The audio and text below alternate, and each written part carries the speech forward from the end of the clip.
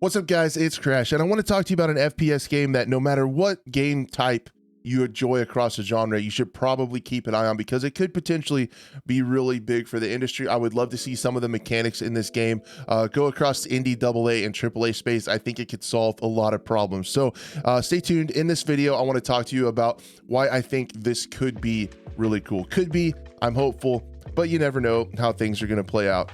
The game I'm talking about is 6 Days in Fallujah. Now, this game is a hardcore first-person tactical military simulator. Now, even though you might not enjoy those types of games, this game has some really cool mechanics that could transfer to really any FPS title and make it pretty cool, in my opinion, especially with the onset of AI coming with image generation and text generation and things like that. Let me kind of explain what I'm talking about. So this game in and of itself, it looks pretty cool. It looks like they're going for that effect of, you know, the uncertainty, those feelings and emotions of soldiers, Marines, civilians in the conflicts that occurred in 2004 in Fallujah. And when they did their release, there's a whole bunch of soldiers on there talking about some of their experiences.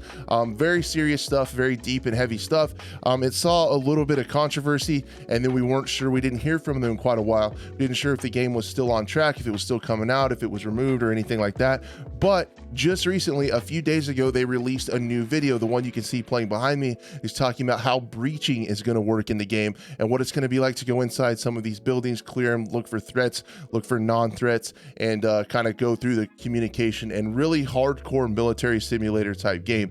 Now, if that's not something you're interested in, which it is for me, but some of these games don't have longevity, and first-person games in general sometimes don't have a lot of longevity, and I want to talk about why that is. So, map design. A lot of games we've seen, especially in the AAA space, there's less and less maps coming out, more of a focus on cosmetics for microtransactions. Ever since a lot of games went to the live service, especially Battlefield going to get essentially 4 new maps in the entire life cycle of the game. Same with Call of Duty. In Season 1 of Call of Duty, we saw 2 new multiplayer maps, and they're remakes from many games where we got Shoot House and Shipment. They've been in many previous titles before. So really no new content there map-wise. And I would argue maps are way bigger as far as replayability for buying skins. If you buy a skin, like if you buy a new operator or unlock one in a first-person shooter, you don't even see them very much. In Battlefield or in Call of Duty, if you get these new skins, you might be excited for a little bit about it, or excuse me, excited about it for a little while, but then you get into the game and you almost forget that you even own it because you can't see it on the screen. Where, however, maps are the environments that you're in, they're the things that you learn. When you start a new game, I would argue that's why FPS games are exciting at launch, because you're learning the maps, you're learning how to move across them, angles, power positions, places to be, rotates, ways to moves and routes. And that's when your brain's working overtime before you kind of get used to it and go into autopilot. And I would argue that's the case with a lot of games. And then in return, later in the game, sometimes map knowledge can make it really difficult to get into a game later in its life cycle, because you don't want to get into a game where everyone already knows that stuff. You're at a huge disadvantage and you're just going to get pooped on the entire time. Now, where does 6 Days in Fallujah fit into all this? Well, one of the things they're working on that I really hope takes off is the maps are actually going to be procedurally generated. So every time you drop into a map to conduct an operation, it's going to be different. It's going to be new and it's going to be unique.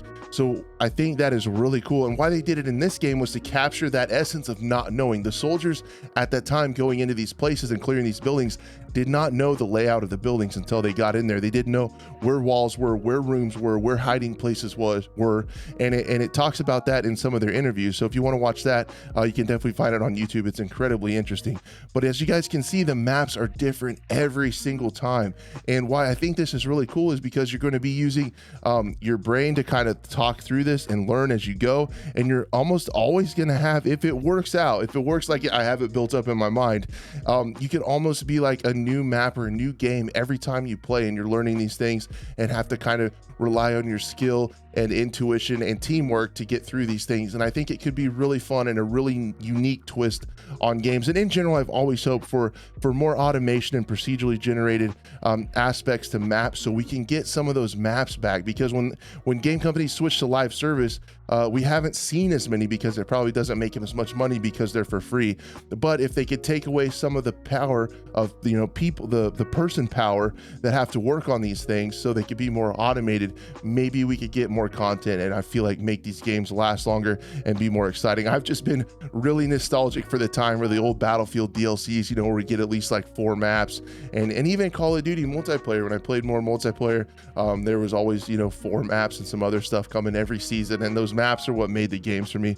So I think it would be really a unique way to have almost unlimited variety in games, and then even coming in later to a game, a lot of those things you're not going to feel those disadvantages because everybody is fighting on new and unique different maps. Now, another game did try to do this, I remember, called Due Process, and it didn't exactly take off because I'm not exactly sure why. I kind of feel like it was going for a tactical shooter, and it said it was with procedurally generated maps where you could plan and then execute your operation, but the graphics kind of didn't match the mode. So I don't know if it kind of alienated its core audience or something like that. It didn't quite mesh in that way. I'm not sure why the game didn't take off, but I'm just wanting to see this kind of technology expand in the industry because I'm excited for the possibilities of how it can make games feel fresh all the time. And it could just be potentially a way forward from the live service that just, you know, really isn't doing it for me right now. But yeah, guys, if you made it this long in the video, thank you so much. Let me know in the comments down below what you think of it. And yeah, I'm excited for the possibilities. I hope it takes off. Thank you guys so much for watching, and we'll see you later.